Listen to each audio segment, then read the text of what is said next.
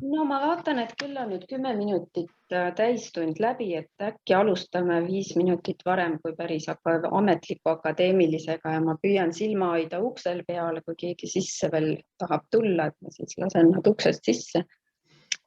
Aga tahan teile kõigile öelda tere tulemast Vemu uuele hooajale, mis paraku küll ikka veel toimub online'is, vaatame, kas meil sügise peale koguneb julgust rohkem, et midagi ka päriselt Tartu kolledžis korraldada. Aga ei tahtnud mitte vahele jätta järjekordset Vello Sootsi mälestusloengut, sest eelmisel aastal see juhtus. Ja kuna meil oli selleks sügishooajaks üsna palju põnevaid ideid, siis mulle tundus, et tänane loeng, millest natuke nüüd lähemalt ja esinejast hiljem, sobib hästi jätkama seda meie ajaloolist sarja. Tänavu on tegemist siis juba 9. Vello Sootsi mälestusloenguga, see sai alguse, see tava aastal 2012, kui meie esimeseks kutsutud külaliseks Rootsist oli Raimar Aag. Ja miks Vello Sootsi mälestusloeng, sest Vello oli Tartu kolledži president ja aktiivne tegelane siin meie majas. Nii et tema mälestuseks see loengusari sai käima lükatud ja kui me ei oleks eelmisel aastal seda loengut vahele jätnud, siis tänavu oleks tegemist 10. loenguga selles sarjas. Nii et ka palju õnne Tartu kolledži 51. sünnipäeva puhul, sest et see loeng toimub alati just Tartu sünnipäeva paiku, milleks õigeks kuupäevaks on siis 19. september. Enne kui ma annan sõna Tartu kolledži tänasele presidendile, Estonian Studies Centeri juhile Jaan Merile, ma tahaks öelda paar sõna ka Vemu aastast. Et need, kes on meie online programmi jälginud kevadhooajal ja natuke juba ka suvel, sest augustis me tähistasime Eesti taasiseseisvumise 30. sünnipäeva, on nende tegemistega kursis, aga ainsad asjad, mida Vemu siin nüüd sellel kinnisel koroona ajal on teinud, õieti on meil tänavu olnud üks väga-väga kiire töine suvi ja põhjus on selles, et Eesti maja on maha müüdud Broadway Avenue'l, nagu enamus teist teab, ja see maja peab olema järgmiseks kevadeks tühjaks kolitud, nii et sellel suvel ja praegu veel tegeleme siis sellega, et Eesti majast kolida Tartu kolledžisse ajaloolise Eesti Keskarhiivi Kanadas kogud. Suve lõpu seisuga oli seal umbes 550 kasti, millest suurem osa on nüüd ära toodud, aga neid on sealt natukene riburida veel järele tulemas. Nii et tõesti väga suur laadung põnevat materjali. Aga me oleme olnud agarad ka Vemu rebrändimisega ja milleks seda on vaja, selleks, et Vemu saaks astuda julgemaid samme uue maja suunas, mis tähendab eeskätt rahaliste vahendite hankimist, aga selleks, et neid eesmärke saavutada, peab sul olema maja esineja fassaad korras. Ja selle kõigega oleme me siin tegelenud, väga huvitav protsess on meil olnud Eesti disainibürooga Velvet. Ja neid tulemusi loodame me teile siis presenteerida hiljem, sügisel võib-olla. Ka oleme olnud tegevad uue Vemu veebilehe väljatöötamise kallal. Nii et on olnud väga loominguline ja kiire suvi. Ja sellest sügisest nüüd veidi.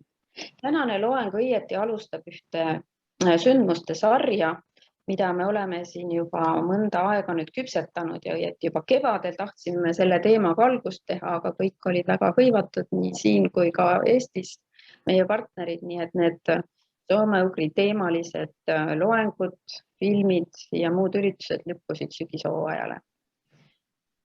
Aga tänasele loengule lisaks on tulemas tõesti veel.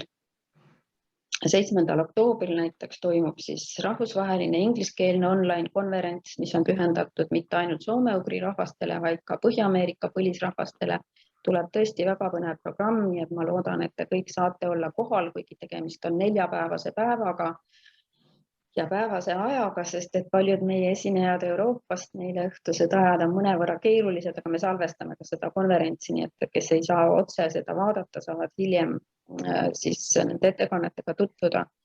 ja ka tänavuse hübriidformaadis toimuva Estonian Music Weeki teine päev on pühendatud nendele keeltele ja kultuuridele, mis siis võitlevad iseenda eest just praegusel hetkel. Nii et tulemas on põnevat programmi ka muusikalises mõttes.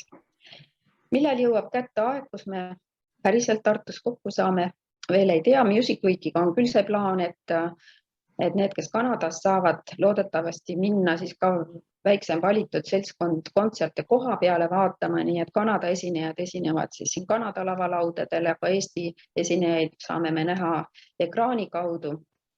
Nii et ma loodan, et on neid julged, kes kontsertidele siis söandavad tulla ja võib-olla tõesti siis sügise poole me proovime katseks midagi juba ka Tartu kolledži saalis teha, sest et üritused on tegelikult lubatud ja piiratud mahus ja kõiki eeskirju järgides me võiksime proovida inimesi hakata ka kokku tooma. Aga nüüd annaksingi ma sõna Tartu kolledži presidendile Jaan Merile tervituseks. Ole lahke. Tervitame. Võime tagasi vaadata 51 aastat, kui Tartu kolledži hoone sai valmis ehitatud ja esimesed tudengiüürnikud tulid elama meie majja. Olen ennustanud ligi 20 000 õpilast on kasutanud meie ruume ja kutsunud Tartu kolledžit oma ajutiseks koduks. Nende tudengite üüride sissetulek on lubanud meie maja renoveerimise tööd, maksnud mitmele eestlastele tööpalkasid, pakkunud üürivaba ruume meie akadeemiliste korporatsioonidele ja seltsidele ja ka Estonian Studies Centri arhiivile, programmidele ja klubidele. Estonian Studies Center saab uue nime väga varsti. Nimelt VEMU, Estonian Museum Canada. Aga seda plaani peate veel natuke ootama. Ja samuti meie plaane, meie uue muuseumi plaanidest. Viimasel poole sajandi jooksul on Tartu College olnud valmis rahaliselt toetama ja aitama meie ühiskonda näiteks. Alustas The Elmer Temple Chair of Estonian Studies Toronto ülikoolis, kus tänapäeval õpetab meie professor Andres Kasekamp. Ta integreeris ajalehed Meie elu ja Vaba eestlane Tartu kolledži alla uue nimega Eesti elu. Ja ta annetas $1 miljon meie uuele naabrile keskus, kus varsti leidub Eesti küla Bloor ja Madisoni nurgal. Ja kui keskuse ehitus saab valmis, siis hakkame Eesti küla teist faasi tõsiselt planeerima, nimelt Estonian Museum Canada. Tartu kolledži viimast 2 aastat on olnud COVIDi tõttu väga rasked ja keerulised. Tudengite arv majas kõvasti langes koos sissetulekutega.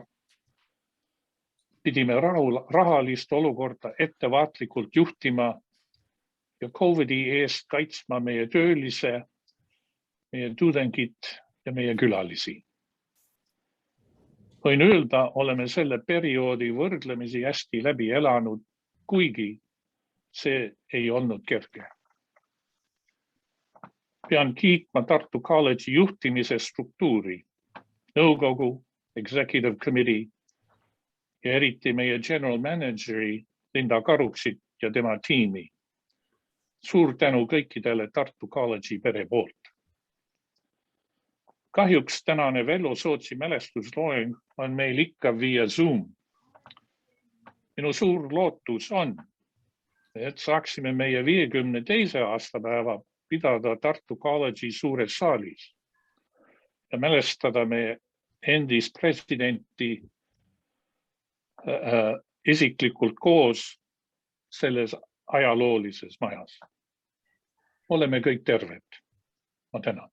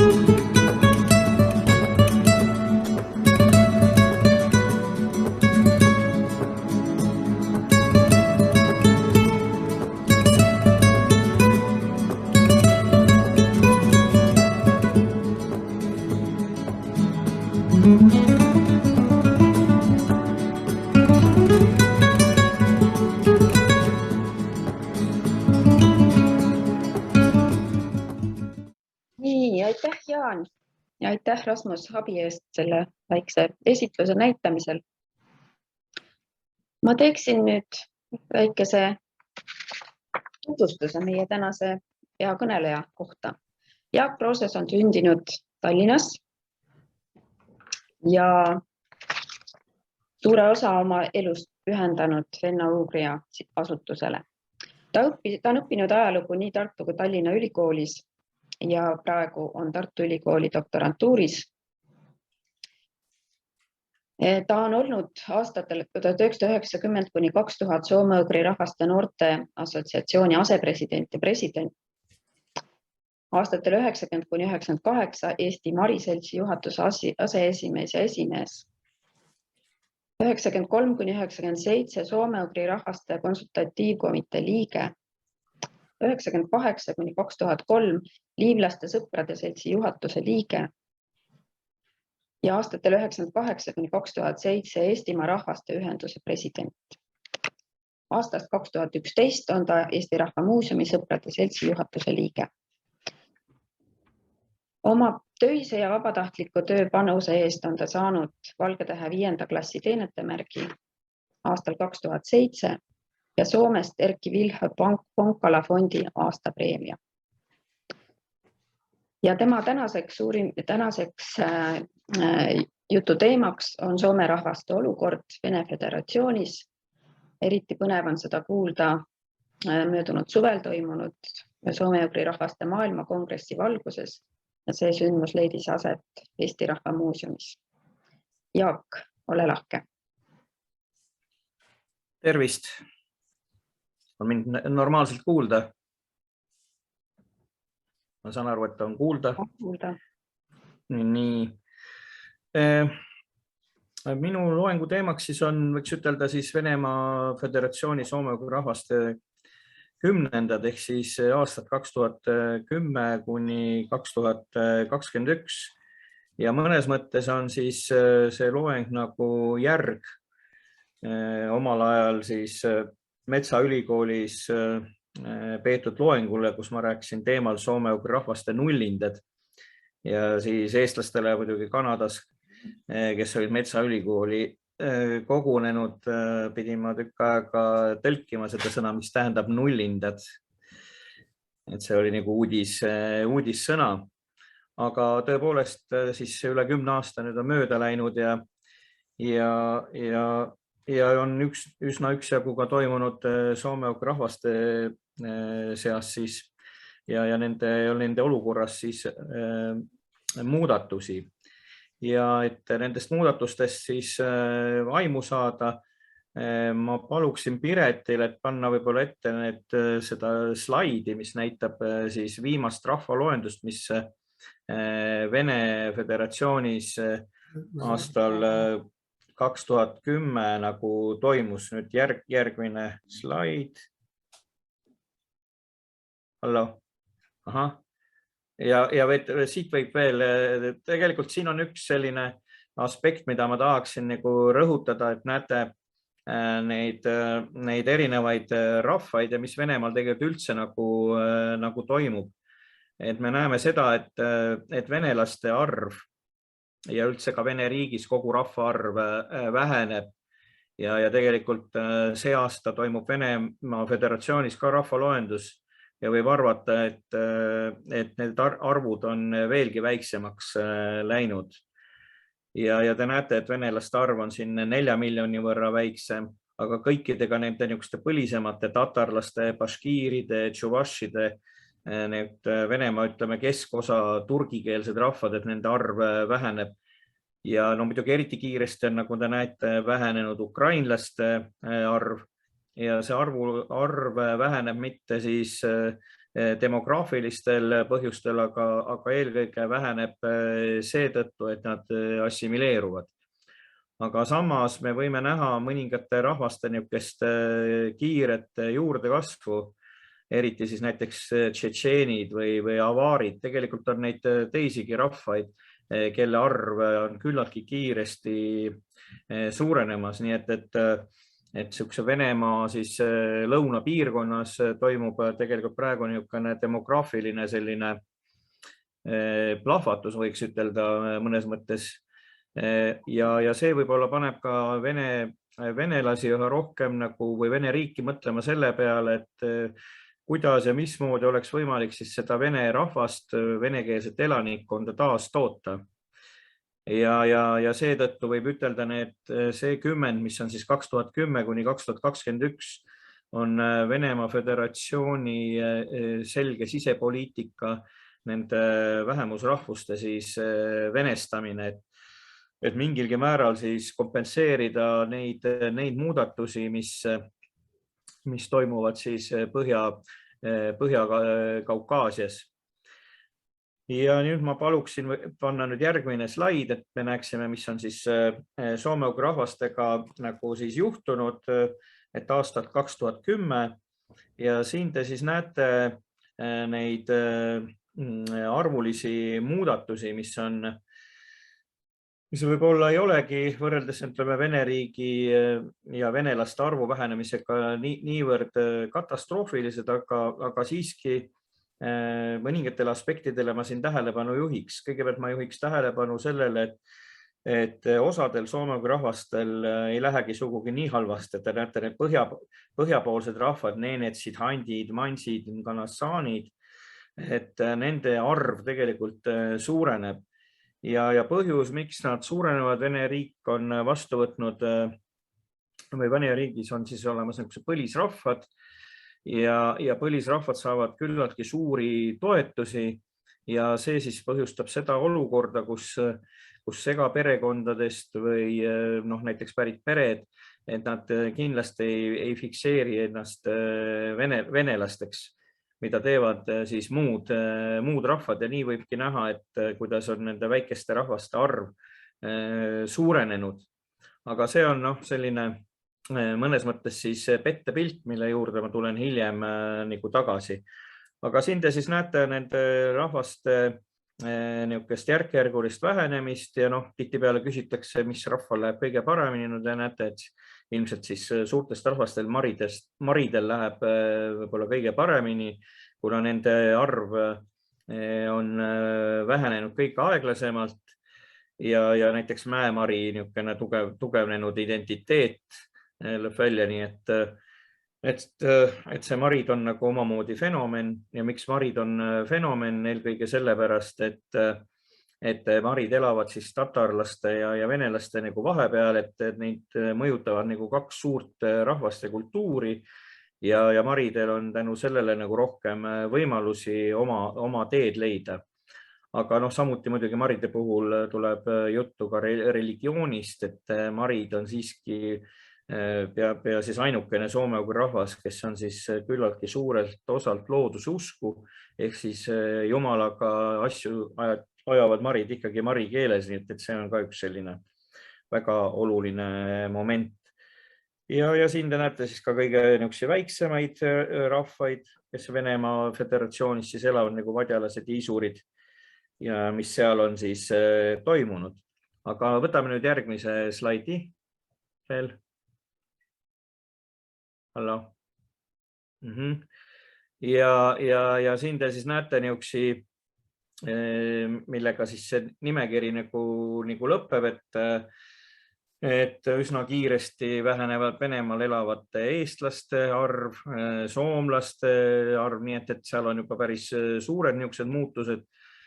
Aga siin ma nagu juhiksin võib-olla tähelepanu setodele, et Venemaa Föderatsiooni poliitika on siis selline, et setod on kuulutatud siis Venemaal põlisrahvaks ja järelikult on seto väga kasulik ja hea olla, et ta saab üksjagu siis riigi toetusi ja te näete, et setode arv on siis Vene riigis siis suurenenud ja ingeri soomlased, siin on nagu selline põhjus, et on tekkinud selline nii-öelda ingeri-soome identiteet, ehkki me teame, et ingeri-soome keelt ei oleks olemas, on ikkagi soome keel, aga siis nende ingeri-soomlaste taga on siis eelkõige siis venekeelsed soome juurtega siis inimesed, kes elavad Ingerimaal. nii et nad on fikseerinud siin ennast ingeri soomlastena. Ja siis summa summarum te näete siis selle soome-ugri rahvaste siis arvu vähenemist, mis on siis 14%. Noh, ütleme siis, ma olen natukene ka demograafidega siin konsulteerinud, et no 14% on ikkagi küllaltki suur selline arvuline kadu, aga no midagi niisugust väga katastroofilist nagu ka ei ole. Et noh, näiteks Lätis ja Leedus, kui siin samal ajal umbes toimusid rahvaloendused, siis kuna leedukaid rändas näiteks niivõrd massiliselt siis Iirimaale ja Inglismaale, siis leedulaste arv ja nagu ka lätlastegi arv on ka vähenenud 12-13%, nii et samas suurusjärgus. Aga miks me siis räägime ikkagi nagu nendest suurtest muredest, mis puudutavad soome-ugri rahvaid, seda näitavad meile tegelikult need järgmised 2 tabelit. Et ma paluks nüüd järgmist slaidi.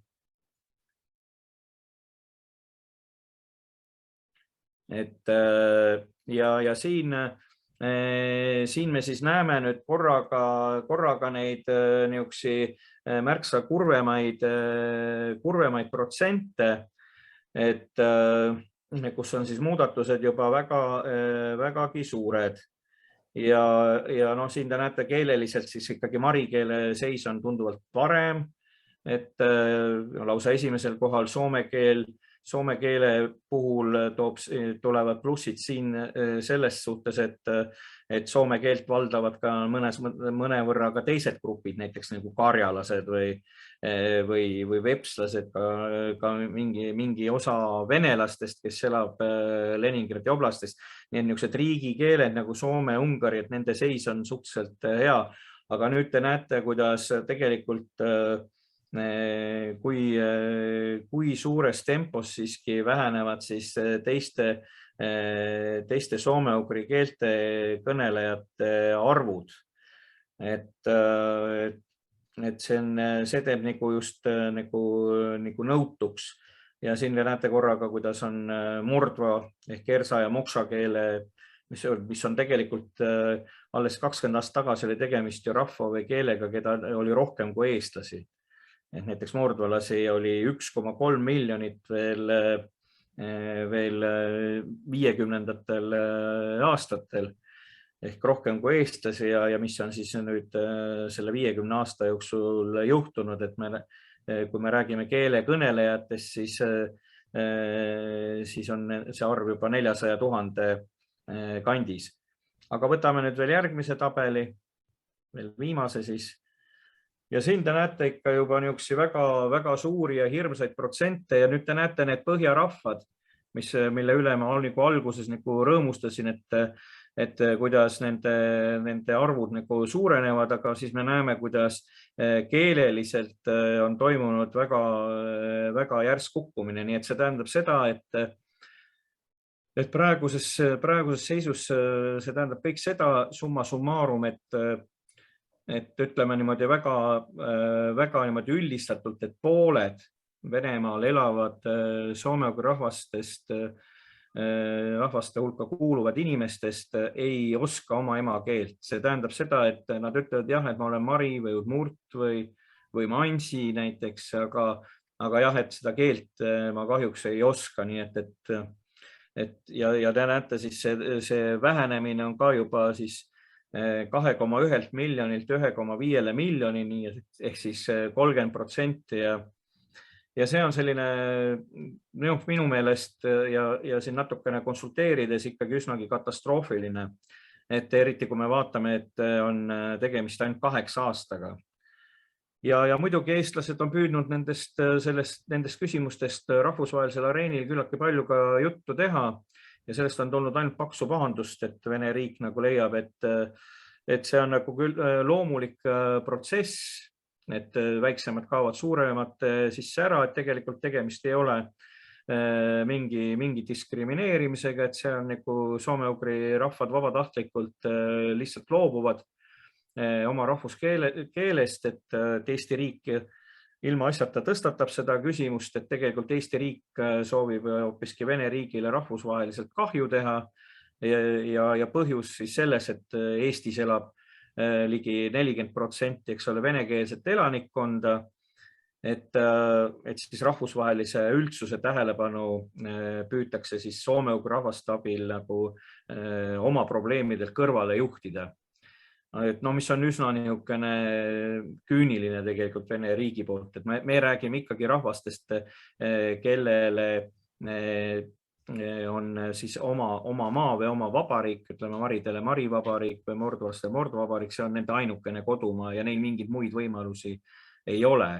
Eestis elavatel venelastel või on need ukrainlased või nii edasi on valikuvõimalused, kui neile ei meeldi, eks ole, meie haridussüsteem või midagi muud, on alati võimalik võtta kotikene ja astuda ida poole, kus on kõik võimalused olemas, et on võimalik erialast karjääri teha, on võimalik vene keeles saada kõrgharidust, akadeemilist haridust, mida iganes.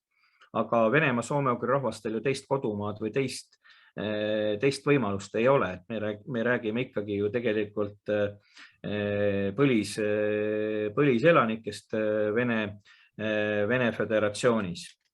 Ja sellel foonil niisugune 30% arvu kukkumine on ikkagi, ja seda 8 aasta jooksul, et mina nimetan seda katastroofiks ja huviga muidugi ootan praegu, et mida toob siis nüüd selle aasta rahvaloendus, et millest me siis räägime.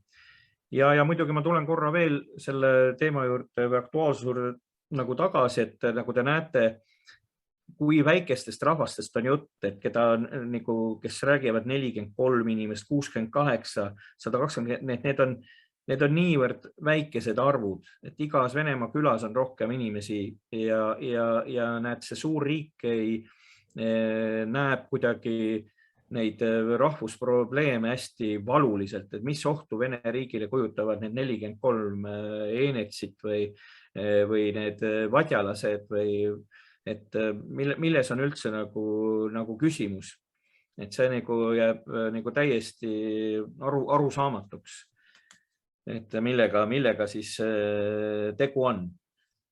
Aga nüüd ma nagu läheksin nende arvude juurest, mis ma olen ilusti siin niimoodi tabelisse pannud, et lähen siis nagu nendele sündmustele nagu lähemale, mis siis iseloomustavad siis kogu seda Venemaa soome-ugri rahvaste olukorda siis aastal 2010 kuni 2021.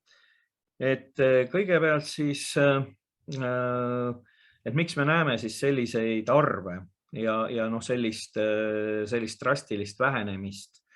Et see kõik tuleb siis välja nendest järgnevatest punktidest. Siis kõigepealt, mis on ülimalt oluline, siis aastal 2017 Venemaa president Vladimir Putin käis siis Marimaal ja Oskar-Olas ja korraga ta teavitab siis sellest, et rahvuskeelte õppimine on koolides nüüdsest vabatahtlik.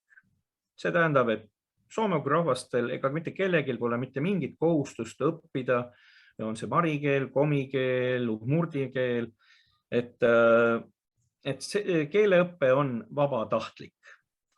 Ja see, muidugi see mõjutab, eks ole, siis seda keele niisugust prestiiži ja muidugi selle taga on, ja mida soome-ugrised väga hästi teavad, mis selle otsuse taga on. Otsuse taga on siis vene lapsevanemate niisugused kirjad, kes ei soovi, et nende lapsed, kui nad elavad, eks ole, Udmurdi vabariigis või Mari vabariigis, Komi vabariigis, et miks nad peavad õppima siis seda Udmurdi, Komi või Mari keelt, mida ei ole mitte kellegile, mitte kuskil, mitte kunagi vaja.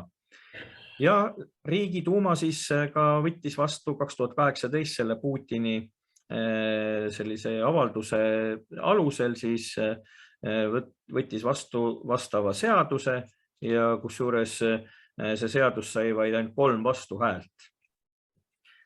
ja mida see keelte siis see vabatahtlikuks muutmine siis tegelikult nüüd summa summarum hakkab tähendama, eriti kui me mõtleme nagu 10-15 aasta peale ette. See tähendab seda, et soome-ugri rahvaste rahvuskeeled on muutunud millekski selliseks, mis keegi ei ole suuteline jälgima teatrietendusi, lugema soome-ugri keeltes välja antavat ilukirjandust ja nii edasi, et need soome-ugri keeled muutuvad niisuguseks perekonnasisesteks keelteks, võib-olla mingiks salakeelteks, niisuguseks veidraks harrastuseks, mida on võimalik oma küla piires umbes harrastada, aga millel ei ole siis kõrgkultuuri juurde asja. Ja muidugi, mida see siis tähendab? Tähendab see seda, et rahvuskeelt õppivate õpilaste arvu kiire vähenemine. Ja asjaolu on siin selles, et nüüd küsitakse lapsevanematelt, et kas ta soovib siis seda, et Mari või Murdi laps õpiks seda keelt. Nii et see tähendab siis, aga kuna perekonnad on segaperekonnad juba praegu domineerivad rahvuskeelsete perekondade üle, siis on segaperekonna dominantkeel on muidugi vene keel ja muidugi see venelasest jällegi see ema või isa. Kindlasti ta ütleb alati, et ei, see Mari või Murdi või Komi või mis keel, seda ei ole meie lapsele vaja. Meie lapsele on vaja inglise keelt, vene keelt, prantsuse keelt, aga vot seda keelt, et seda ei ole vaja, et me võime teinekord oma lapsega või sa võid rääkida lapsega seal pliidi juures, teed pannkooke, räägid paar sõna, ja selle tulemusena on siis see, et seda keelt siis eriti ei õpita. Et näiteks Komimaal, mul on niisugune statistika siin, et komi keelt emakeelena õpib 1% siis Sõktevkaaris õpilaste arvust. Aga näiteks komide arv Sõktevkaari linnaelanikest on 25,9%. Ja nii tähendab see praktiliselt kõike neid haridussfääre. Et muidugi on olemas siis järgmine nagu haridustase, ütleme see emakeelena, see on siis niimoodi, et keelt õpitakse enam-vähem normaalselt 5 tundi nädalas. Aga siis on see järgmine aste on see, et kui komi või murdi keelt õpetataks kui riigikeelt, see tähendab siis paar tundi nädalas. No neid õpilasi on juba natukene rohkem, 30%. Aga need langused on ikkagi märgatavad. Ja muidugi nähes seda, mis nende keeltega toimub, et soome-ugri aladel küllaltki palju oli proteste, igasugused miitinguid ja nii edasi ja võib-olla jõudis ka Kanada eestlasteni see teave, kuidas siis Udmurdi rahvusaktivist, teadlane, sotsioloog, ülikooli õppejõud muidugi, Albert Raasin siis süütab ennast parlamendi ees, nii et paneb ennast põlema ja just nimelt siis ta protesteerib siis sellise keele- ja hariduspoliitika vastu. Nii et see toimub siis aastal 2019 selline uskumatu lugu, aga sellele ei pöörata Venemaal mitte mingit nagu erilist tähelepanu, nii et tegelikult see soome-ugri rahvaste rahvusaktiiv sellega nagu õieti nagu kaasa ei tule. Aga kõigile jääb kuidagi see meelde ja nüüd on hiljem olnud jällegi juttu, et selle täiesti pretsedenditu Udmurdi teadlase niisugune protest. Ta hoiab surres või ennast põlema süüdates siis käes ühte niisugust avaari poeedi Hamzat Rasuli nagu sõnadel põhinevad plakatit. Kui homme mu keel kaob, siis olen valmis surema täna. Nii et siis need keeleprobleemid. Ja mõnes mõttes selle tabeli juures muidugi oli meil juttu sellest, et siis keelepõhine rahvusidentiteet on kiirelt nõrgenemas ja muidugi siin need soome-ugri igasugused aktivistid ja nii edasi, nähes, et need keelepositsioonid kaovad väga kiiresti, et püütakse siis leida kümnendi jooksul erinevaid muid identiteete, et kuidagi seda rahvuskadu siis niimoodi kompenseerida, et kui keelekadu on niivõrd kiire. Aga ma toon siis, minu käest on tihtipeale küsitud ka, et mis need kõige nagu hullemas seisus need soome-ugri keeled on. Et keeleline probleem siis ikkagi kõige hullem on eelkõige karjalased, vepslased. Et üsna nagu meie niisugused lägi, need sugulased, isurid, vadjalased, et seal on see protsent lausa 30, et 30% karjalastest, kes loeb karjala keelt emakeeleks, 70% on juba läinud vene keelele üle. Ja need, ütleme, need vanuselised püramiidid on ka nagu tagurpidi, see tähendab seda, et mõned üksikud noored inimesed oskavad veel seda keelt, et põhiliselt, kes oskavad keelt, on eelkõige siis 60 pluss vanuses ja muidugi huvitaval kombel oskavad keelt need, kes on vähem haritud. Ütleme, eriti hea emakeeleoskus on kuni 4. klassi haridusega inimeste seas, et niimoodi see siis on. Ja muidugi sellel foonil kogu see kümnendi jooksul, et kõik nähes seda keelelist, seda kadu, siis on muidugi kummastav tihtipeale lugeda neid artiklit, aga miks need marid või murdid, miks te ise oma lastele seda keelt ei õpeta? Te olete ise süüdi tegelikult, et see keel nagu kaob. Aga tegelikult me näeme, kuidas siis Vene riik soosib selle keele kadu või igati hoogustab seda. Et need on niisugused demagoogilised alatud võtted, kus öeldakse, et te olete ise süüdi, et Vene riik ei ole keelanud mitte kunagi mingi mari keelet rääkimist, jumala pärast või murdi või komi. Aga miks te siis ikkagi ei räägi? Aga tegelikult eks Vene riik, nagu me näeme oma otsustega, teeb kõik selleks, et see keel oleks 2. või 3. või 4. astme nagu keel. Ja muidugi, mida terve kümnend, ma tulen selle Karjala teema juurde, et see iseloomustab kõike, mis on toimunud siis Karjalas. Soome-ugri vabariikidel nimelt on nendel keeltel on riigikeele staatus, et või ütleme Kanadas elavatel eestlastel, et mõtle riigikeel, et see peaks olema ikka kindel garantii. Aga tegelikult see on formaalsus, kuid samas ta näitab ikkagi mingit niisugust staatust ja näiteks Karjalas on siis kogu aeg siis nüüd soovitud seda riigikeele staatust. Karjalasi on vabariigi elanikkonnast ainult 10%. Ja mis probleem siis tuuakse välja? Karjala keel on nimelt ladina tähestikus. Ja nüüd Vene riik on selline huvitav riik, kes on võtnud vastu riigiduumas vastu otsuse, missuguses tähestikus on ühe või teise rahva keel. Ja Vene riigi seadus ütleb seda, et riigikeele staatuses olevad keeled, need peavad olema kirjutatud kirillitsas. Aga karjala keel on üle 100 aasta ladina tähestikus, kuidas ta saab siis olla nüüd kirillitsas? Nii et siin on niisugused probleemid. Aga karjalased jällegi nagu Soome riigi toel ja nii edasi kuidagi väga teravalt neid keeleküsimusi tõstatavad, nii et võiks ütelda tõesti, et see on nagu üks niisugune märksõna 2010-2020. Nüüd võib-olla keeleasjadest veel, mis puudutab siis seda trükikirjandust, mis jällegi näitab muidugi, et kuivõrd rahvus võiks kinnituda siis näiteks kirjasõna külge, mis on tegelikult väga oluline, et luua nagu mingit rahvustunnet, et me loeme samasuguseid artikleid ja nii edasi, et tekib niisugune meie või niisugune rahvuse tunne.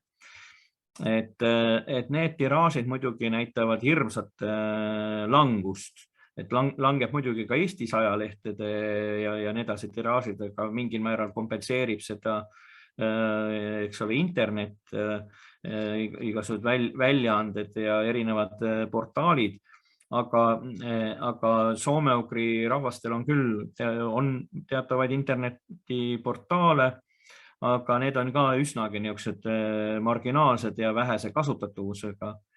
Aga mis on juhtunud siis ajalehtedega sellel kümnendil on siis niimoodi, näiteks Udmurtide suurim ajaleht aastal 2004 oli tiraaž veel 12 500 ja ilmus 4 korda nädalas. Siis 2017 on siis 3500.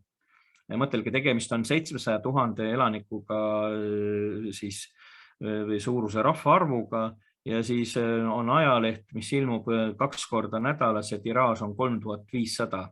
No Eestis on ka Jõgevamaa ajalehe Vooremaa või rajooni või maakonna ajalehe tiraaž ka oluliselt suurem.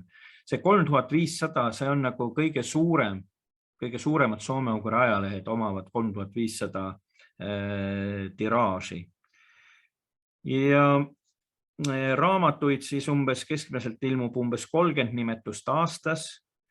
Et jällegi võrreldes siin näiteks eestlastega meil ilmub 3500 eestikeelset raamatut aastast, nii et siin on tohutu vahe. Me näeme rahvaarvu järgi eestlaste ja ütleme udmurtide vahe on ainult 1,5 korda, aga siis me näeme peaaegu 1000-kordset vahet kirjanduse osas. Ja mis on muidugi kurvastav on see, et ütleme, et lasteraamatuid või luuleraamatuid ilmub, aga nende seas, aga näiteks ei ilmunud ühtegi romaani 10 aasta jooksul, mitte ükski soome-ugri rahvas ühtegi rahvuskeelset romaani ei ilmunud.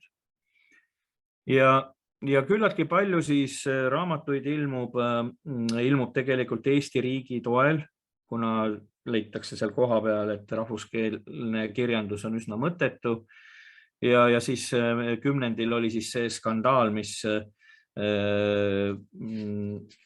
juhtus siis Vene Riigiduumas, kui siis Vene Riigiduuma esimees Sergei Narõškin siis kohtudes udmurdi kirjanikega.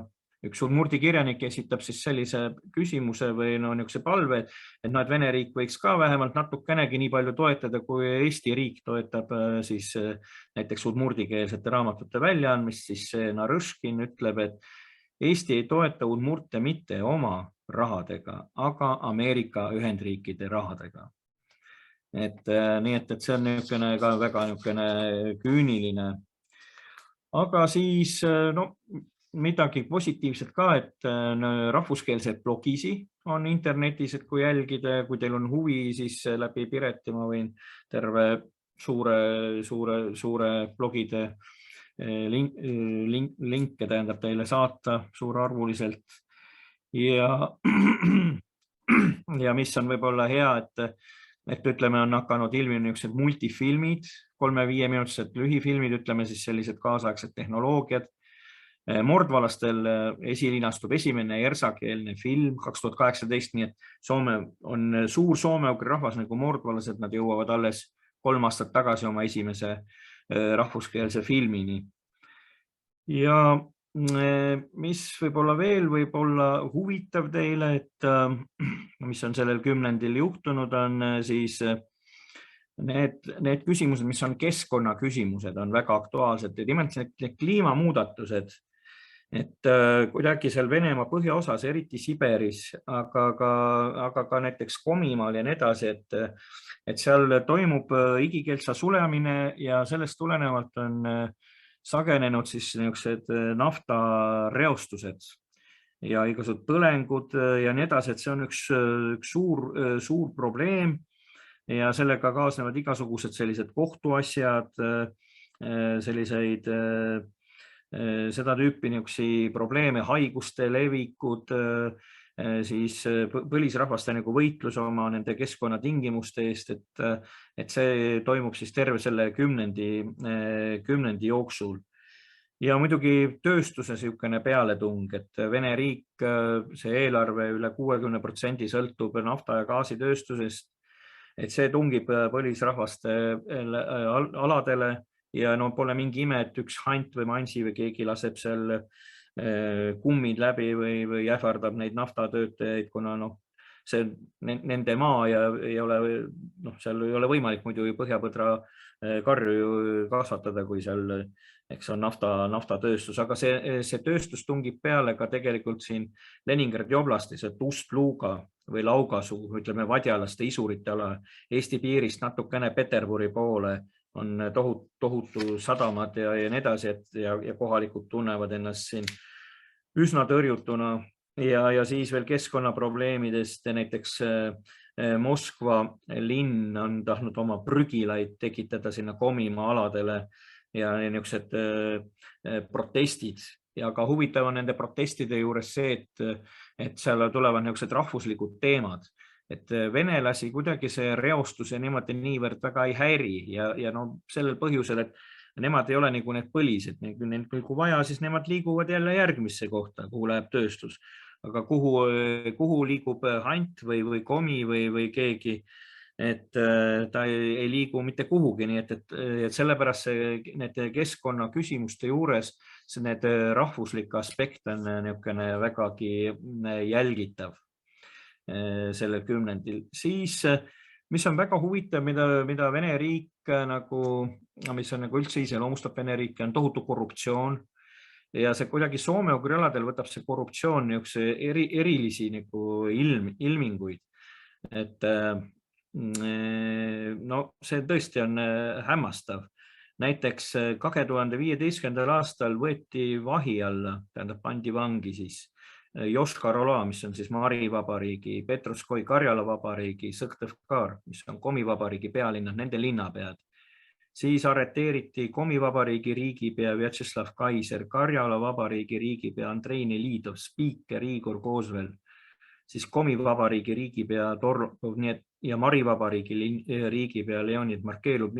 Et praktiliselt kõikide soome-ugri vabariikide, mis kuuluvad siis Vene Föderatsiooni koosseisu, nende riigipead istuvad praegu vangis. Et see ja sellel on muidugi mitmeid põhjuseid siin, et ühest küljest see soome-ugri vabariigid osaliselt on loodusvarade või maavarade poolselt rikkad ja see kõik kuidagi soodustab seda niisugust korruptsiooni. Aga mis on veel muidugi niisugune huvitav märksõna, mis iseloomustab soome-ugri rahvaste olukorda, on siis selline, et me võime näha, kuidas Vene riik töötab vastu soome-ugri rahvaste koostööle. Nendele ei meeldi see soome-ugri rahvaste koostöö, sellepärast, et see on nende meelest millegi vastu ja nad leiavad, et see on kindlasti Vene riigi vastu. Ehkki tegelikult üks soome-ugri rahvuslik liikumine ei ole ennast määratlenud Vene riigi vastasena. Et see soome-ugri liikumine on nagu kaitsepositsioonist lähtuv liikumine, mis meie meelest peaks aitama ka eestlaste muidugi identiteeti hoida ja kaitsta, aga eelkõige just Venemaa soome-ugri rahvaste identiteedis on küsimus või et see on liikumine, mis nagu soosib, eks ole, rahvuskeelte niisugust arengut, rahvusliku haritlaskonna teket ja nii edasi. Ja võib-olla ikkagi Vene riigile see ei meeldi, et see niimoodi on ja ma toon ka mõningad näited näiteks, et mis siis on nüüd lõppenud või mis probleem siis näiteks on. Et kõigepealt ei toimunud 2016 rahvusvaheline fenno-ugristika üliõpilaste konverentsi Fusco. Siis jäi ära 2017 soome-ugri rahvaste noorte assotsiatsiooni kongress Iževskis. Siis aastast 2017 enam ei korraldata meie hõimupäevi, mis Eestis veel praegu toimuvad, et see festival siis Pihlamarjad Iževskis katkeb. Siis oli traditsioon, et Eesti, Soome ja Ungari suursaadikud külastavad siis neid soome-ugri vabariike, siis 2016 katkevad siis need suursaadikute visiidid soome-ugri rahvaste juurde. Siis boikoteeritakse Eesti, Soome ja Ungari filmifestivali ja siis juba 2016 on märgata, kuidas siis Vene riik püüab siis takistada soome-ugri rahvaste maailmakongresside korraldamist, et mäletatavasti siis viimane kongress toimub siin Tartus, ma tulen selle juurde veel eraldi, aga juba siis 2016, kui kongress toimub Lahtis, siis Venemaa soome-ugri rahvaid esindav organisatsioon, Soome-ugri rahvaste assotsiatsioon siis ütleb, et aitab 3 delegaadist küll ja püüab siis igati vähendada seda siis niisugust tähendust, nende maailma kongresside tähendust ja otsustusvõimet. Et siiamaani need soome-ugri rahvaste maailma kongressid on nagu sellised soome-ugri rahvaste kõige kõrgemad niisugused esindusfoorumid, millest võtavad osa ka soome-ugri vabariikide ja riikide juhtkonnad ja soome-ugri riikide presidendid ja muideks ka maailma kongressist on osa võtnud ka Venemaa president.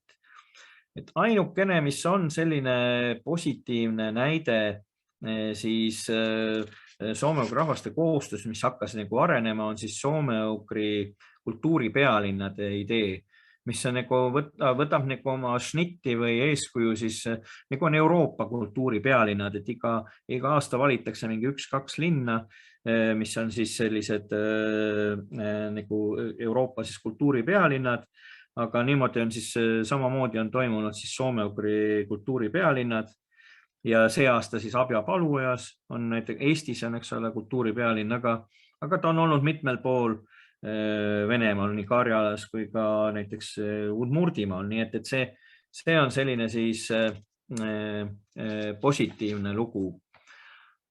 Aga ma ei tea, kui palju mul nüüd aega veel on. Et ma loodan, et... Räägi, väga hea.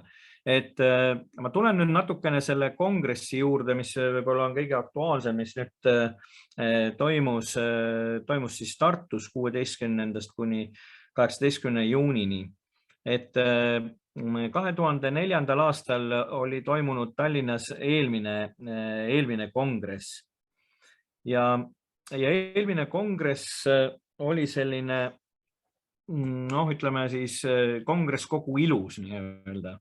Et maksimumvõimsusega võib-olla üks suuremaid niisuguseid kongressi ja miks ma sellest eelmisest kongressist räägin, sellepärast, et teil tekiks nagu kujutelm, et mis siis on nüüd juhtunud aastaks 2021 nende kongressidega, mis võiksid ja peaksid olema siis soome-ugri maailmale väga nagu olulised.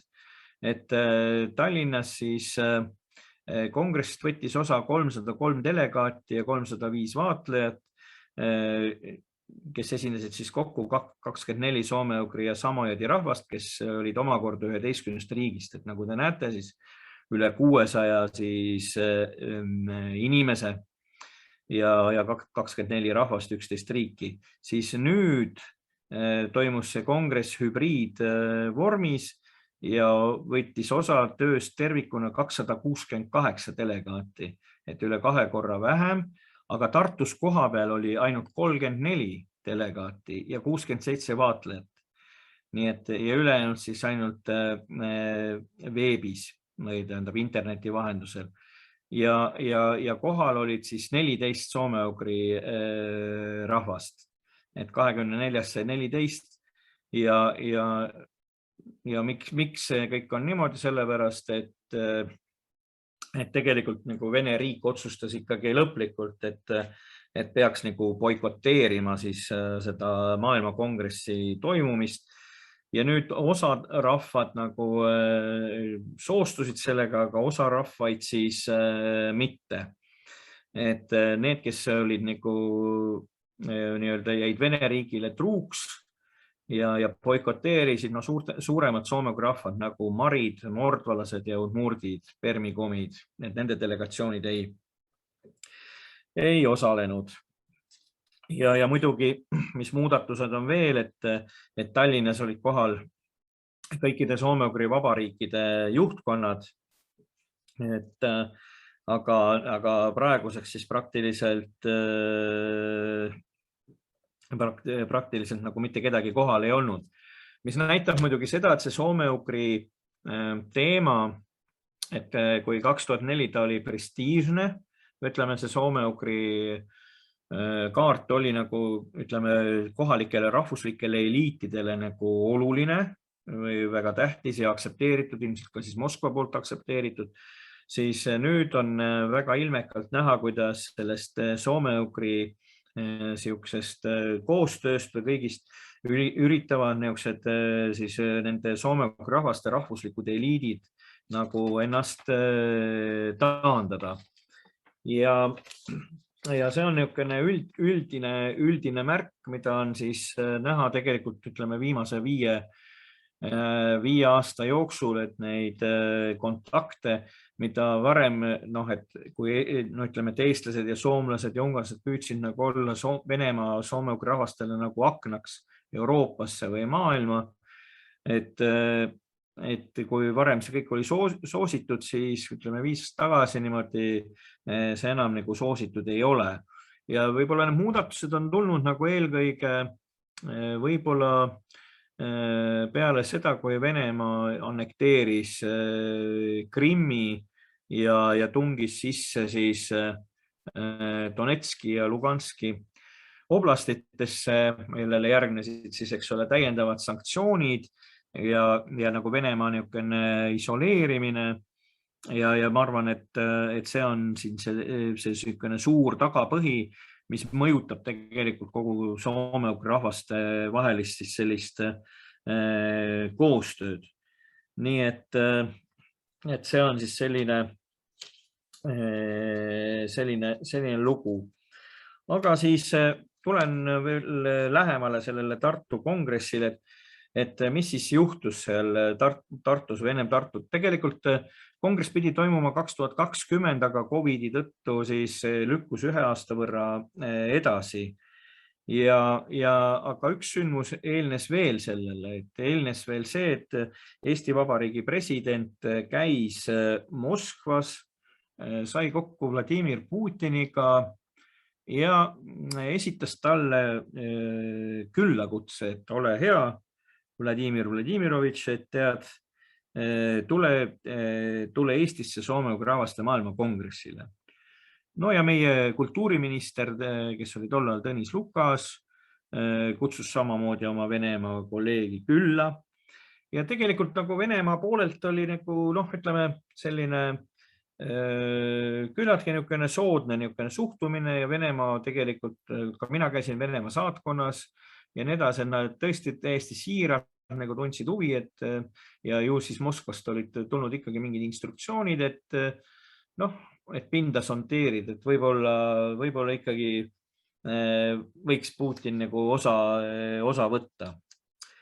Aga ja ootused olid küllaltki suured, nii et Eesti ajakirjanduses ka küllaltki palju spekuleeriti sel teemal, et kui tuleb ikkagi Venemaa president ja eestlased ka leidsid, et oleks ikkagi hea, kui Venemaa president tuleb, et võib-olla siis see soome-ugri liikumine nagu, et võtaks nagu mingi kahtlustuse ära, et kogu aeg nagu viimasel ajal tundus, et see soome-ugri liikumine, see on nagu kahtlane asi, aga mõtle, kui nüüd Venemaa president ikkagi võtab osa sellest, et siis on nagu legitiimne see soome-ugri liikumine, et võib-olla soome-ugri rahvad ei karda enam seda soome-ugri rahvaste koostööd, et see oli mingid, me olime võib-olla natuke naiivsed, ma tagantjärgi pean tunnistama, sest ma isegi lootsin tegelikult seda väga. Aga nüüd siis 23. aprill lõi, nagu ütleme, meie kui korraldajate töösse sisse nagu välk. Ja see välk on siis sellel kujul, et Vene Föderatsiooni Soome-ugri rahvaste assotsiatsioon võttis vastu siis avalduse ja avaldus on siis selline, milles siis öeldakse siis seda, et need soome-ugri rahvaste maailma kongressid, et need on destruktiivsed ja nad on selgelt poliitilised. Ja siis on seal kirjas siis see, et nagu Toomas Hendrik Ilves oli Hantemansiskis aastal 2008 kutsunud siis soome-ugri rahvaid nagu sisuliselt iseseisvusele.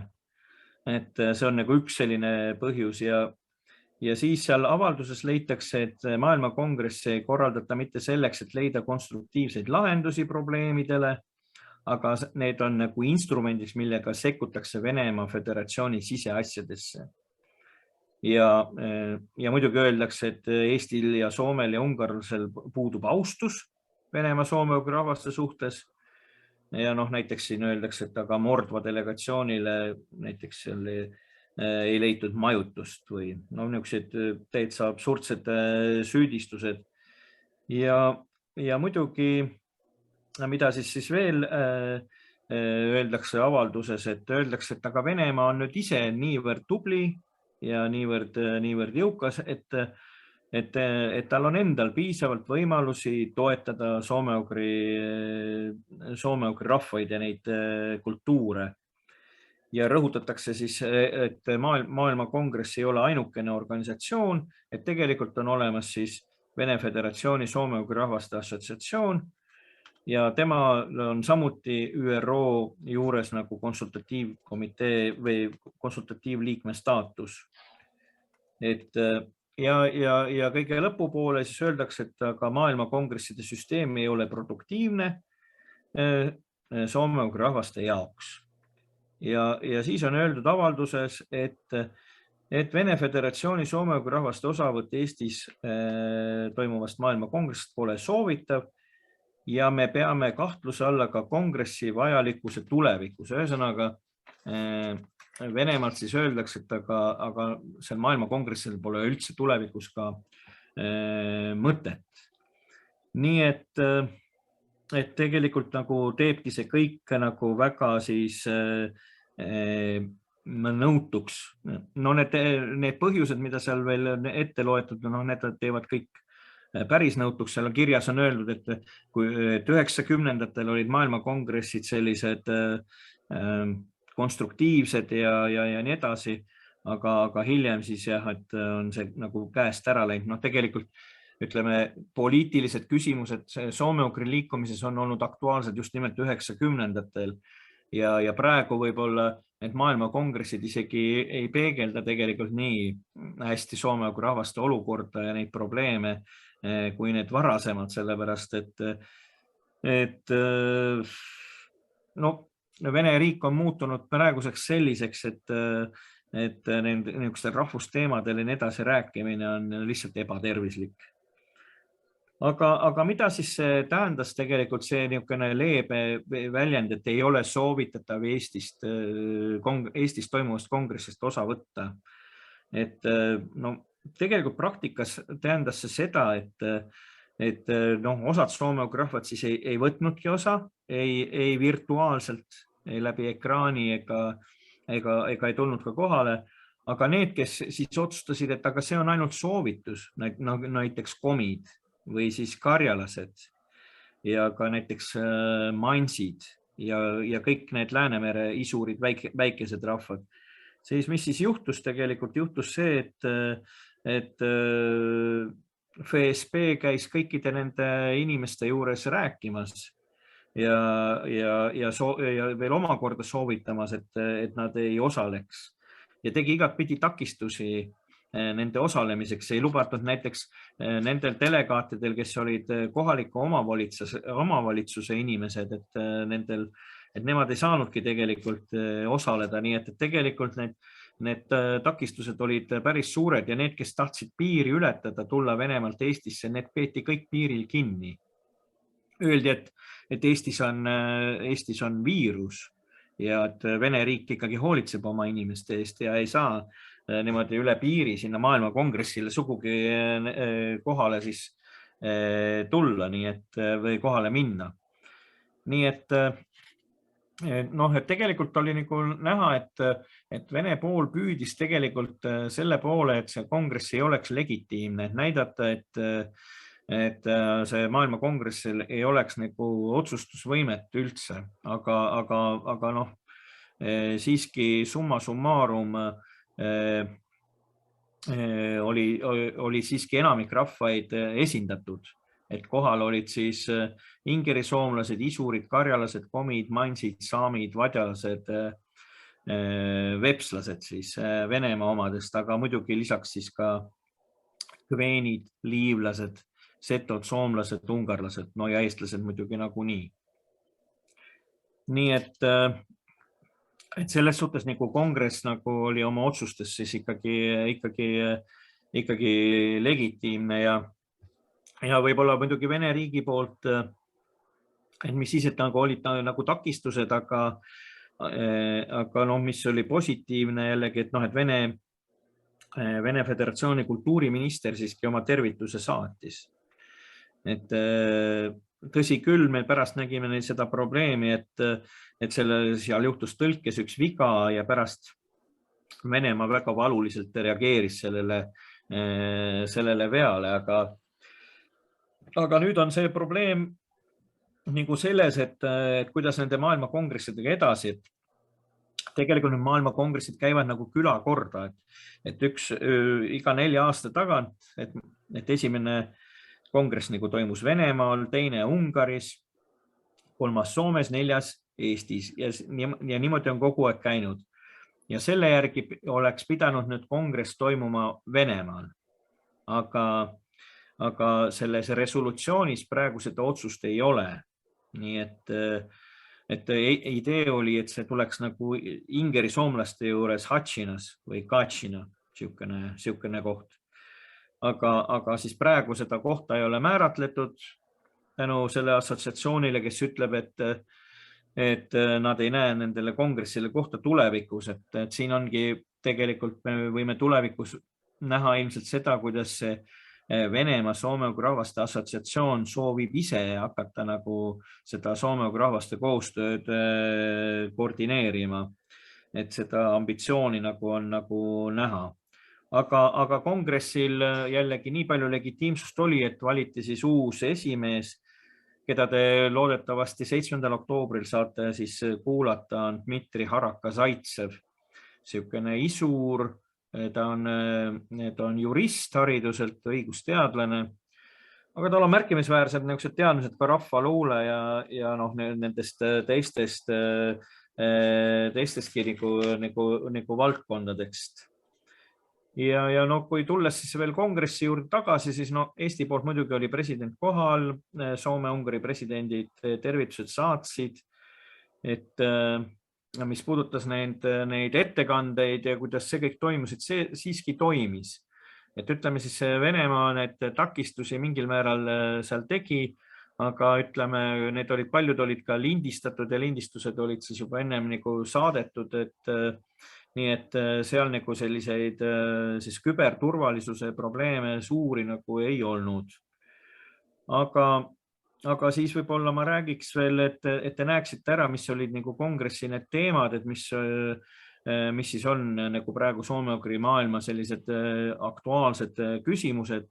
Et kõigepealt see kongressi reaalne töö oli nagu 4 sektsioonis ja kõige rohkem võttis osa siis inimesi sellisest sektsioonist nagu kodanikuühiskonna tegevus soome-ugri keelte säilitamisel ja arendamisel. Nii et siin tulevad siis need keele küsimused, identiteedi küsimused, kakskeele küsimused ja siis ja kuidas siis on kodanikuühiskonda nagu haaratud. Ja mis oli nagu selles suhtes nagu mingi väike muudatus, et võib-olla jällegi, et ütleme Venemaad siis ei väga palju ei kritiseeritud, et püüti nagu leida pigem niisuguseid positiivseid näiteid. Neid edulugusi väga palju ei ole, aga ikkagi räägiti siis mõningatest edulugudest. Siis teine sektsioon oli siis kultuurisektsioon, see on soome-ugri kultuurid traditsioonilisest kaasaegseni. Ja siin räägiti siis, kuidas seda niisugust vanat soome-ugri kultuuri saab tuua nagu tänapäevasesse võtmesse. Et kuidas siis linnakultuuris võiks soome-ugri keeled või kultuurid nagu olla. Kolmas väga oluline sektsioon oli siis soome-ugri rahvad muutuva keskkonna tingimustes, nii et need keskkonna kliimamuudatused, et see oli nagu üks selline väga oluline sektsioon. Ja 4. siis selline sektsioon või teemaistung oli siis massikommunikatsiooni vahendid, ehk ajakirjandus, sotsiaalvõrgustikud ja soome-ugri keelte ressursid infotehnoloogias. Nii et sellised sektsioonid, kui nüüd võrrelda neid eelmiseid kongresse, siis kindlasti, kui te olete jälginud, mida soome-ugri maailmas toimub, et siis torkas silma ju kohe, et aga enam ei ole kongressil, ei räägita õigusküsimustes. Et need õigusküsimused, põlisrahvaste mingid õigusküsimused, inimõigused, et kõik need õigusküsimused on maas. Või siis ka poliitika. Et Venemaa nagu kogu aeg, mida ka see Venemaa kultuuriminister nagu rõhutas, et mitte mingit poliitikat. No isiklikult nagu ma väga täpselt sellest nagu aru ei saa, et milles siis nagu see probleem on, et tegelikult nagu süüdistatakse Venemaa, ütleme, riigivõimu poolt soome-ugri, et see on nagu politiseeritud. Aga kui me vaatame jällegi, kes räägib sellest, et soome-ugri liikumine on politiseeritud, siis eelkõige Venemaa poolelt räägivad ise ju riigiametnikud ja poliitikud, et Eestis, kes räägivad soome-ugri rahvaste nagu olukorrast või halvast olukorrast, et need on enamasti kas etnoloogid või ajaloolased või keeleteadlased, aga poliitikast räägib kogu aeg teine pool. Nii et, aga noh, igal juhul poliitikasektsiooni õigus, mis oli vanasti soome-ugri rahvaste maailmakongresside ühed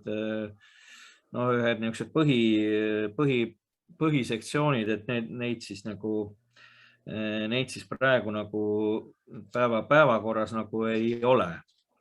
Nii et selline see soome-ugri rahvaste maailmakongress oli ja muidugi COVID ja kõik niimoodi mõjutasid nii seda kongressi toimumist ka mingil määral ka kultuuriprogrammi. Kultuuriprogramm oli iseenesest tore ja rahvarohke. Tegelikult tartlased suhtlusid soome-ugri rahvaste maailmakongressi väga hästi ja tegelikult Eesti riik ju ka panustas maailmakongressi, et ma ei tea, kui palju te olete kursis, näiteks Eesti riik emiteeris 2 eurose mündi, mis on soome-ugri münt. Et fenno-ugri ja seal on Karjala kalju jooniseid siis kujutatud, et ikkagi Eesti riik püüab nagu soome-ugri rahvaste olemasolu teadvustada ümbritsevas maailmas nii palju kui võimalik. Et see 2 eurone münt, mis on käibemünt, mitte muu münt, et see lähed Hispaaniasse või Prantsusmaale ja sulle antakse see Eesti soome-ugri münt.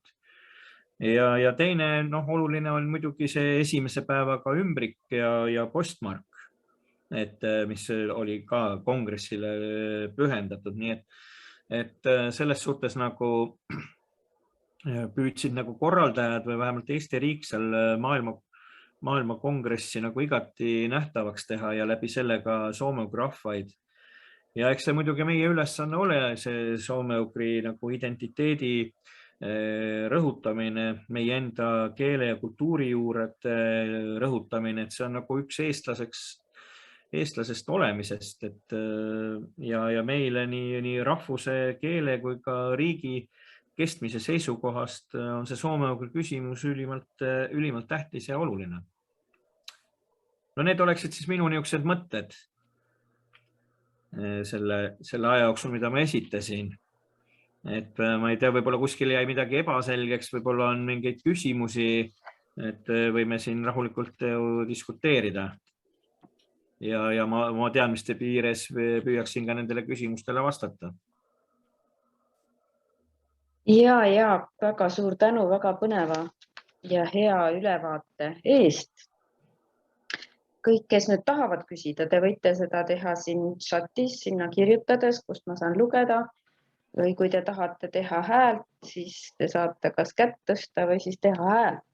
Aga kuni inimesed nüüd mõtlevad seal oma küsimusi, mul juba paar tükki siin tekkis sinu rääkimise käigus. Üks on see küsimus, et kas sina ise oled saanud ka mingite isiklike rünnakute objektiks nii-öelda nagu Venemaa suunalt seoses oma tegevusega? No füüsilisi noomitusi pole tehtud, aga ma olen mitmeid kordi autasustatud Vene Föderatsiooni riigi poolt persona non grataks kuulutamise läbi. Et ma nimetan, et ma olen nagu vangis istunud 3 korda. Istun praegu ka vangis. Viimati käisin 2018 jalgpalli maailmameistri võistlusi vaatamas ja ma ei tea, kui kauaks mul see viisakeeld on. Nii et see mõnes mõttes muidugi võib ka, nojah, et see on nagu autasu hea töö eest, eks ole, aga teisest küljest nagu, et see on niisugune rünnak, no rünnakuid, selliseid, no mõnikord on ilmunud mõni niisugune artikkel, mis ei ole võib-olla kõige nagu sõbralikum või nii, Komsomolskaja Pravdas näiteks, ütleme Vene riigis ikkagi, kui üks ajaleht, mille tiraaž on 2 miljonit seal, ütleme sind pehmelt öeldes fašistiks nimetab, siis võib-olla see kõige lõbusam ei ole, aga eestlasi, et Venemaal fašistideks peetakse, ega see mingi väga suur ime ei ole. Aga jah, ei midagi niisugust muud, aga siin eks need soome-ugrilastel on neid probleeme kindlasti olnud rohkem ja neid ajakirjanikke ja nii edasi, füüsilisi läbipeksmisi, et näiteks Mari rahvuskongressi liidrid ja niisuguse rahvusliku aktiivi niisugune maha surumine, et seda Venemaal juhtub, jah. Et mõni korteri uks läheb põlema või et see käib nagu Venemaa elu juurde ja tegelikult võib ühest küljest ütelda nagu eestlane, aga miks te siis ei nõua seal või mida iganes, et aga tegelikult me peame veel arvestama seda, mis mõju on olnud nendel repressioonidel, eriti 1937-38 Stalini ajast, et see hirm, see sügav hirm istub ikkagi väga sügavalt nagu sees, mis nagu ei luba nendel soome-ugri rahvastel nii palju häält teha, kui nad võiksid. Ja Vene riigi eripära on see, et see süü ei ole peaaegu kunagi individuaalne, et me mõtleme, et see süü on Vene riigis, kuna see ühiskond on teistmoodi üles ehitatud, siis ta on kollektiivne. See tähendab seda, et kui mina olen süüdi, siis on sinu isa süüdi ja vend on süüdi ja sinu poeg on ka süüdi, et sa oled selline. See tähendab seda, et kui sina tegid midagi niisugust, siis lahti lastakse töö juures sinu isa, sinu lapsed, no ja muidugi sinu laps visatakse ülikoolist välja ja nii edasi.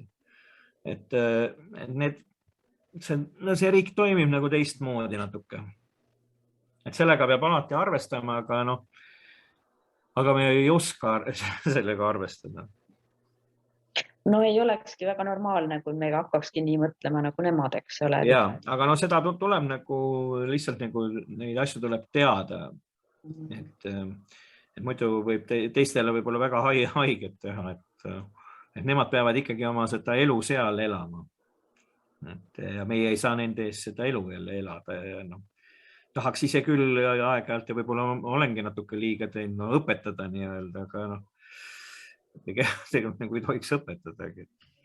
Jah, et kas pole huvitav, et praegu seda juttu siin Torontos kuulata, et olid ajad, kus oli Välis-Eesti ja Eesti vahel see sama suhe tegelikult, eks ole. Et olidki 2 erinevat maailma ja sa võisid kõrvalt õpetada, aga kas sellest oli abi või millest oli abi ja millest oli pigem kahju. Olidki inimesed ka ettevaatlikult nendes suhetes, eks ole, kuna teati, et sellega võidi ju kahjustada hoopis tegelikult teist poolt. Kas on tekkinud kellelgi kuulajatest küsimusi? Ehk häält, siis võite oma mikrofoni sisse lülitada ja kasutame võimalust, et kõik saavad ennast ise kuuldavaks ja nähtavaks teha. No kuni ei ole, üks küsimus on mul veel, sa rääkisid sellest, kuidas on pandud siis nii, et korruptantidena kindi soome-ugrilaste juhtfiguure, linnapäid ja riigijuhte. Kas nad ongi olnud korruptandid või on see olnud poliitiline aktsioon? Ja need on ikkagi puhtalt korruptandid, nende soome-ugri lased on kõikides oma nendes vabariikides vähemuses. Ja see tähendab seda reeglina, et soome-ugri lasi on palju vähem riigi võimu juures. Aga tegelikult need protsendid on veelgi rohkem käest ära, et kuna soome-ugri lastel on ka kehvem haridustase, siis me näeme seda, et ütleme riigi kõrgema ametnikkonna seas on soome-ugri rahvaste protsent võib-olla või osakaal umbes 10% ümber. Näiteks Mari vabariigis 43%, udmurte ja komisi on umbes 30% ja mordvalasi seal ligi 40% ka. Aga siis näiteks valitsuse ja nende või siis näiteks ka nende rahvasaadikute või tuumasaadikute, seal nende osakaal on umbes 10%. See tähendab seda, et need vabariikide juhid on reeglina on venelased või reeglina on kuidagi Putini poolt määratud ja pärast siis nagu nii-öelda valitud. Et Putin kasutab selliseid huvitavaid nõkse, et kui jälle üks kuskilt millegi hakkama saab või võib-olla ei pruugigi hakkama saada, siis kuskilt jälle leitakse nii-öelda Venemaa teisest otsast ja saadetakse.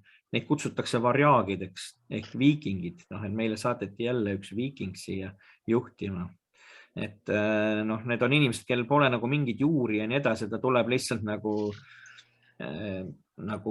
administreerima sinna. Nii et ja nende seas on muidugi näiteks udmurtide puhul on rahvuselt udmurt tegelikult see, kes vangis istub. Summad on suured, Venemaal liiguvad suured rahad. Et seal on nagu uskumatu, need on nagu sadadest miljonitest on jutt. Et alla 100 miljoni mulle mõtet varastadagi. Et see on nagu normaalne. 100-200 miljonit, see on täitsa okei. Et vähemalt need, kes on nagu kinni läinud. Ja karistused on ka. Venemaa üldiselt on seda tüüpi riik, kes armastab karmilt karistada. Et kui karistada saad, siis saad ikka kohe 10 või 13 aastat või nii. Nii et neid on jah niisugused, aga need summad on suured ja muidugi, mida siis tehakse, siis muuretsetakse neid kinnisvarasi, aga venelased armastavad väga näiteks käekella, et see on hämmastav, et ma üritan seda juttu huvitavamaks teha, et see on nagu omi vabariigi pea, ma ei tea, kas ta oli 80 kella ja siis Maril, sellel oli mingi 120 kella või. Nii et see on niisugune hämmastav kella mingi fetiš.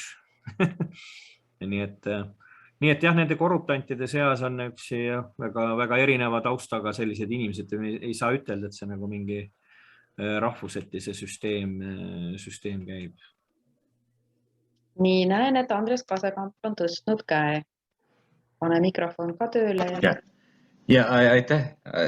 Suur tänu, Jaak, väga huvitava sisuka loengu eest. Ma tahtsin küsida võib-olla rohkem nagu välispoliitilisest vaatevinklist, et kuidas sa hindad seda Eesti, Soome ja Ungari riikide vahelist koostööd soome-ugri küsimustest? Kas on mingid lahkhelid ungarlaste, soomlaste, eestlaste vahel? Kas see koostöö on alati selline üksmeelne või on mingi teised rõhuasutused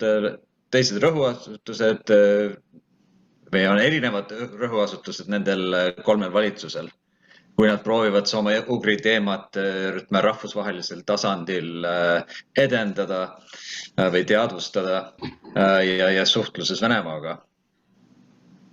Väga hea küsimus. Et tegelikult praegu on nagu see paha asi, et Eesti, Soome ja Ungari nagu ei tee nagu üldse nagu omavahel niisugust riikide tasemel sellist koostööd, et koordineerida kuidagi neid asju, et see, mis nagu vanasti oli vahepeal ka meil niisugune Eesti, Soome ja Ungari haridus- ja kultuurikomisjon, et mis nagu oli siis haridusministeeriumite koordineerida ja mis käis niimoodi iga aasta korra koos niimoodi, käidigi korda mööda, iga aasta oli üks eesistuja maa, ütleme, et Eesti, Soome ja Ungari ja niimoodi järge mööda.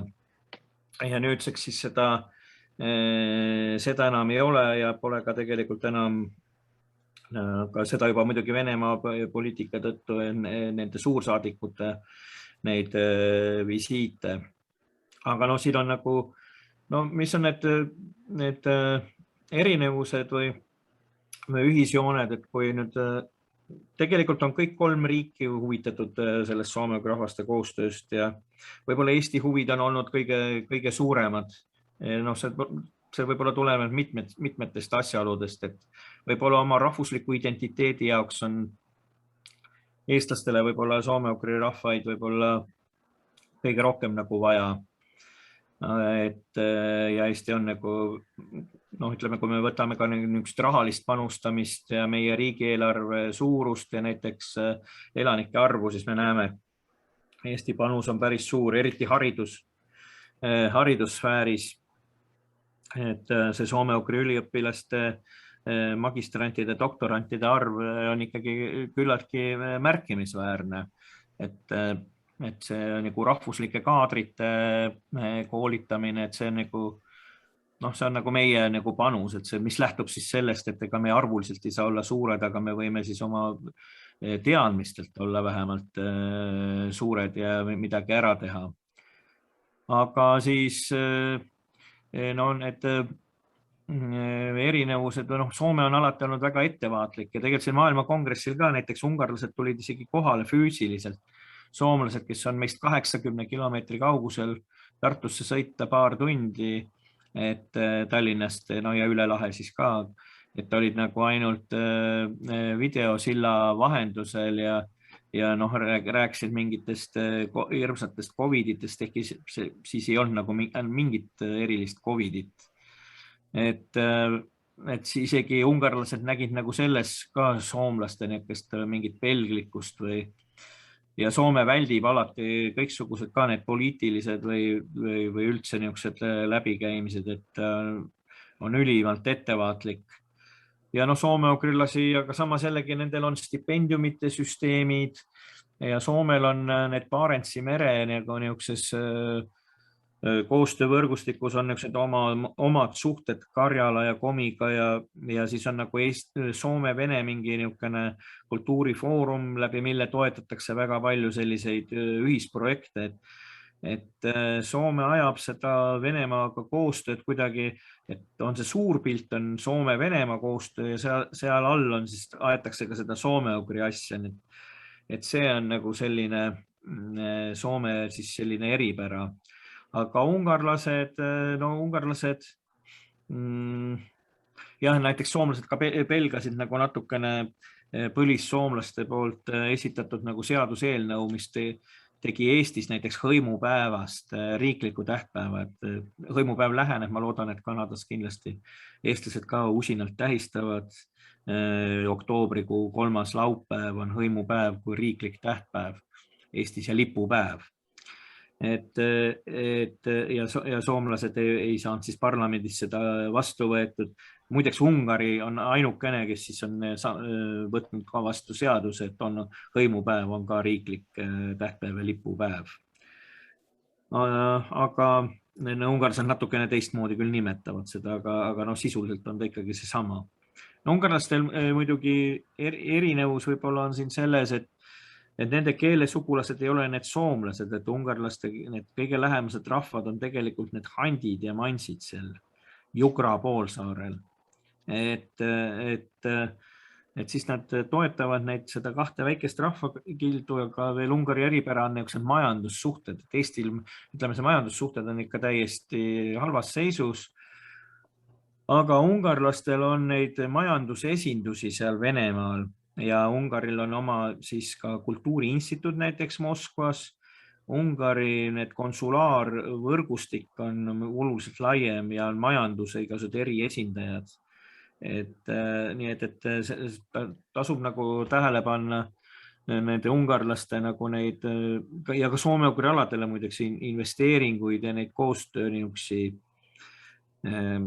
projekte ja ungari keelt õpetatakse soome-ugri seal ülikoolides, eesti keelt peaaegu üldse mitte, soome keel ka mingil määral, aga ungari keel on üsna järjepidevalt olnud seal kohal, nii et aga samas jällegi Ungari enda võib olla niisugused, ütleme, et see on nagu kitsama ringkonna niisugune huvi, et keskmine eestlane teab soome-ugrilasest iga kell 10 korda rohkem kui keskmine ungarlane.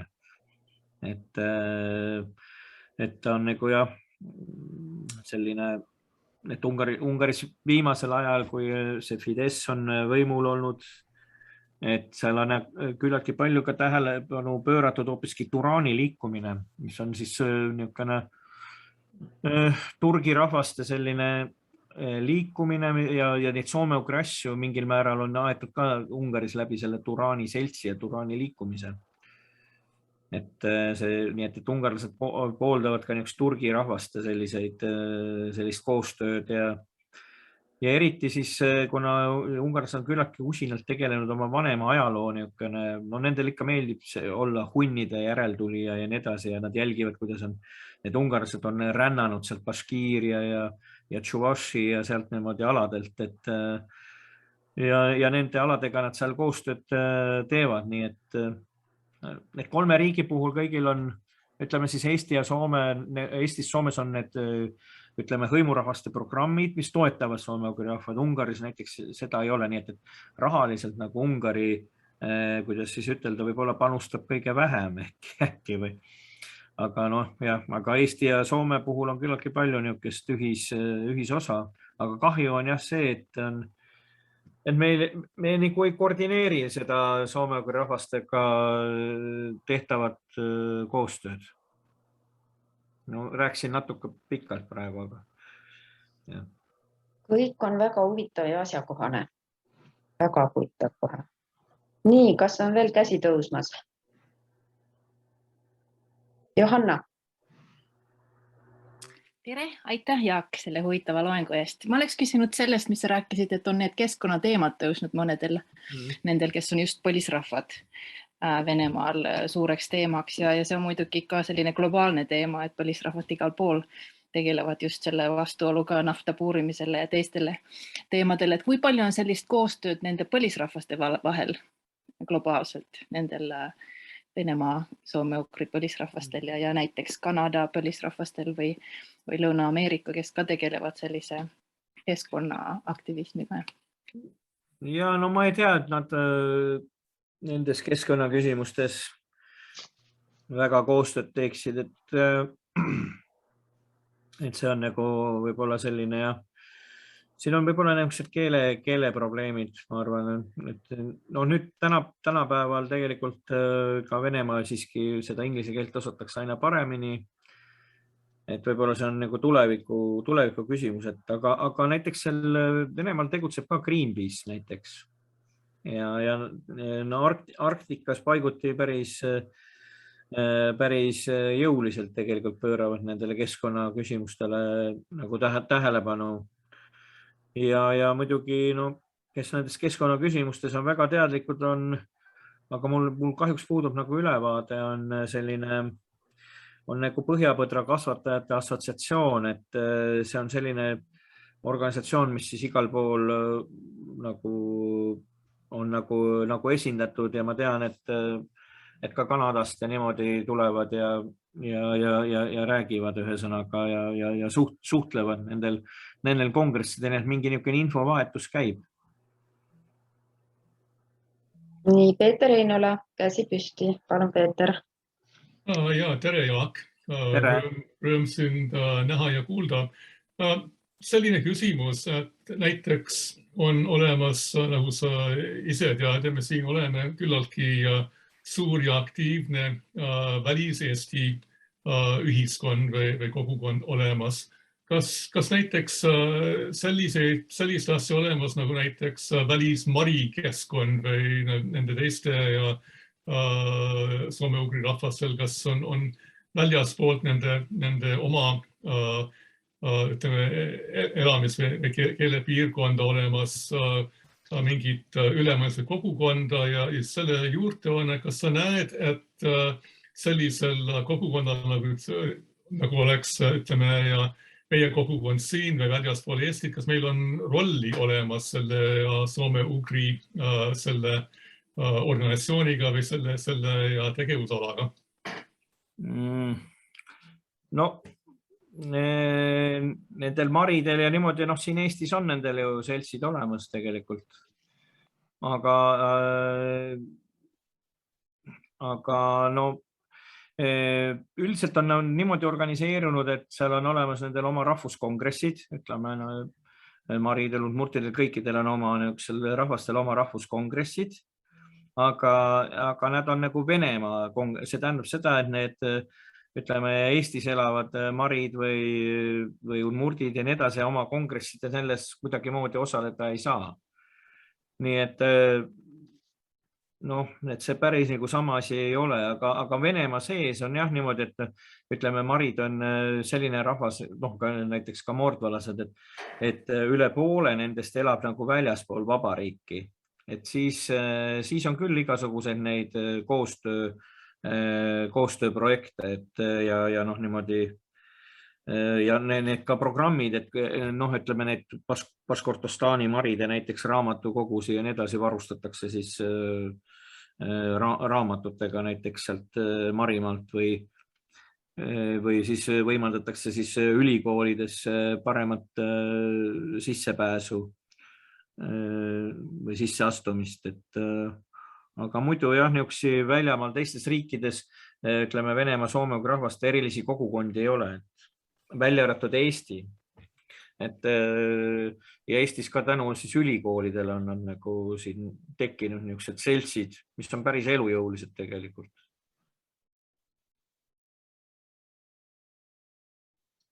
Vahele ma küsiks ka veel ühe küsimuse, et alguses sa mainisid, et need rahvad, kes on saanud endale ametlikult selle põlisrahva staatus, et neil nagu majanduslikus mõttes läheb paremini.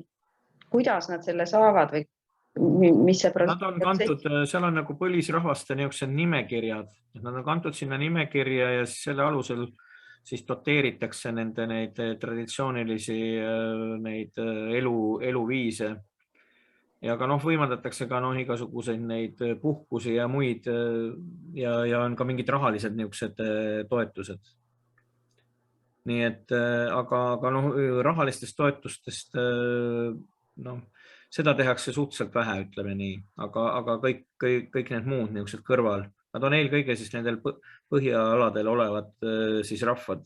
No võimaldatakse jahipüügiload, kalapüügi, vääriskala, näiteks need kala võib olla noh, mingid sordid seal, ütleme mingid lõhe või siialised, mis on vääriskala, et ütleme venelane või kes on tulnud, see ei tohi seda püüda, aga näiteks hant võib seda püüda ja võib ka realiseerida ja ta saab selle võrra nagu raha, nii et seda tüüpi toetused on jah.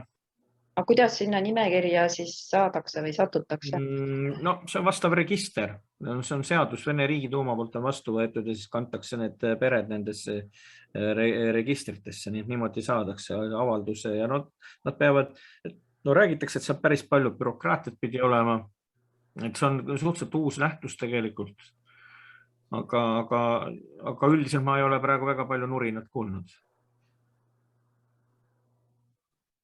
Nii et noh, nii ta on, et ennem nad olid kuidagi, võib-olla ennem neid toetusi nagu külvati nagu rohkem, et need nimekirjad ja niisugused lood, need on alles, ütleme, viimase 3-4 aasta ilming. Aga seda on soodustatud juba 90-ndatest peale, jah, kui see seadus vastu võeti põlisrahvaste oma. Venemaal on põlisrahvad need, kes on alla 50 000 siis. Elavad põliselt nagu omal maal.